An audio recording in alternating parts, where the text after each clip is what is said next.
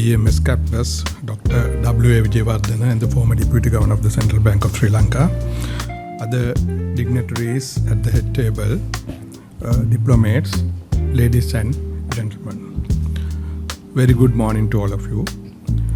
First of all, let me congratulate all of you on your excellent performance at the examinations. You have earned your diplomas through sheer hard work as students. Your parents and well-wishers who are gathered here to witness that event are proud of you. Keep this continued since learning is a lifelong enterprise. For me, it is an honor to stand before you today as your chief guest to share your pleasant feelings.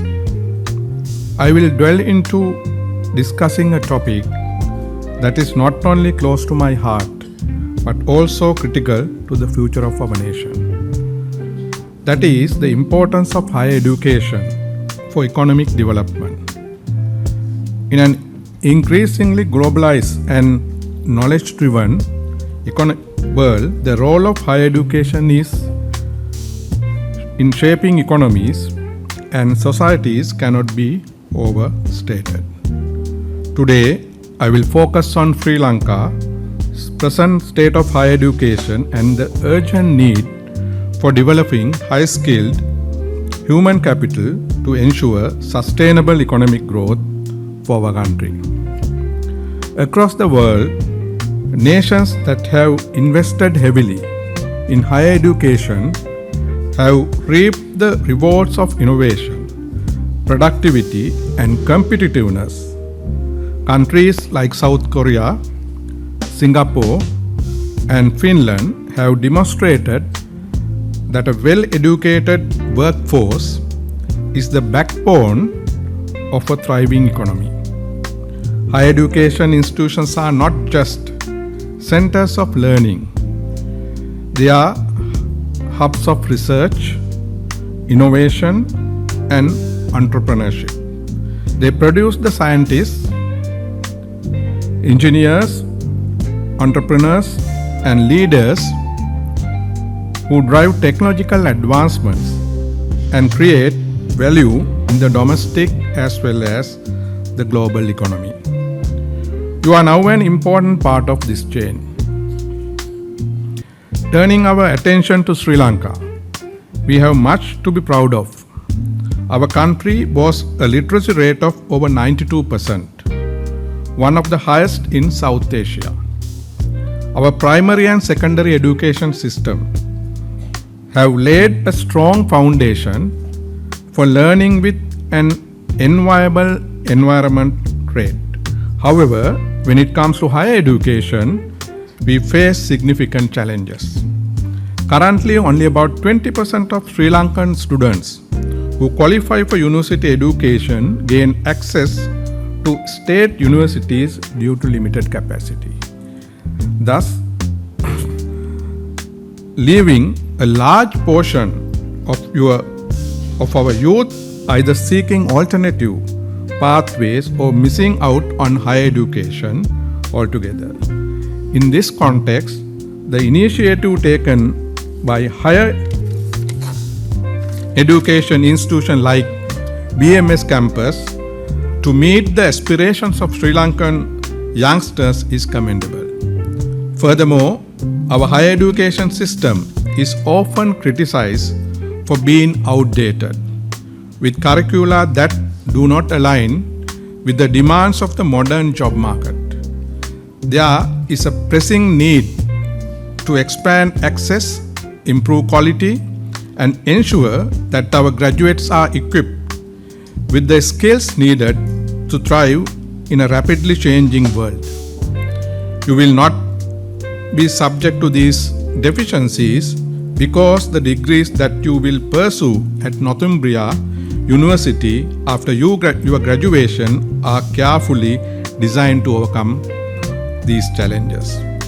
Sri Lanka's vision of becoming a high-income country in the next few decades depends on our ability to transition from a labor-intensive economy to a knowledge-based one. This requires a workforce that is not only educated but also highly skilled in areas such as technology, engineering, artificial intelligence, biotechnology, and green energy. The global economy is increasingly driven by innovation and technology. To compete, Sri Lanka must invest in developing high-skilled professionals who can contribute to cutting-edge industries. This means rethinking of our education system to emphasize STEM, that is science, technology, engineering, and mathematics fields, fostering critical thinking and promoting research and development. One of the key challenges we face is the mismatch between the skills taught in our universities and the skills demanded by the employers. Many graduates find themselves underemployment or unemployment because their qualifications do not meet market needs. To address this, we must strengthen collaboration between universities, industries, and policymakers.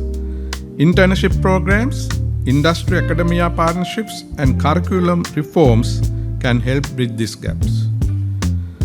Another challenge is the lack of funding for higher education.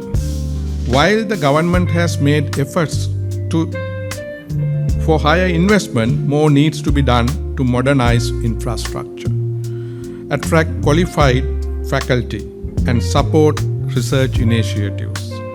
Public-private partnerships and international collaborations can play a vital role in addressing these funding gaps. Let me now discuss the way forward for Sri Lanka. To ensure the higher education becomes a catalyst for economic development in Sri Lanka, we must take bold and decisive action. I will just list out a few key steps that we can take.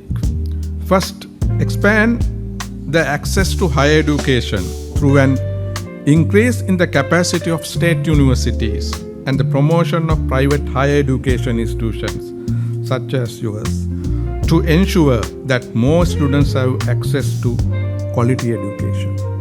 Second, the modernized curricula to align academic programs with global trends and industry needs. Emphasizing STEM fields, as I mentioned earlier, digital literacy and soft skills like communication and and problem solving. Third, promotion of research and innovation is a must. This requires investment in research and development to foster innovation and create solutions to local and global challenges.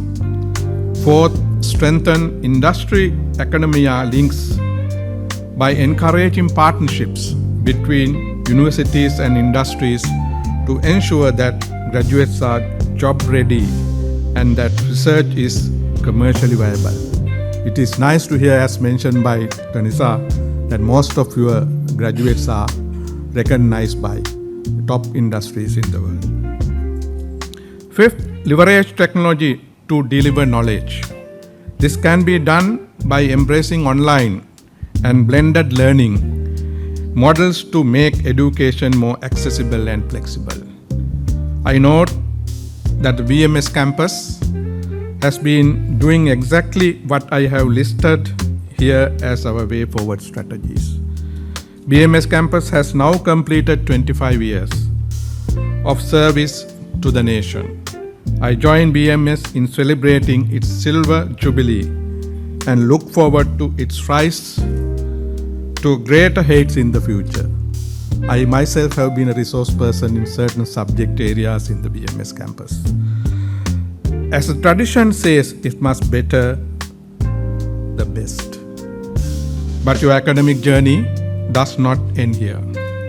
My humble request to you is to continue your learning by making a lifelong journey. That is the key to success as persons and success to Sri Lanka as a nation. Once again, my congratulations to all of you and your proud parents and well-wishers. Thank you.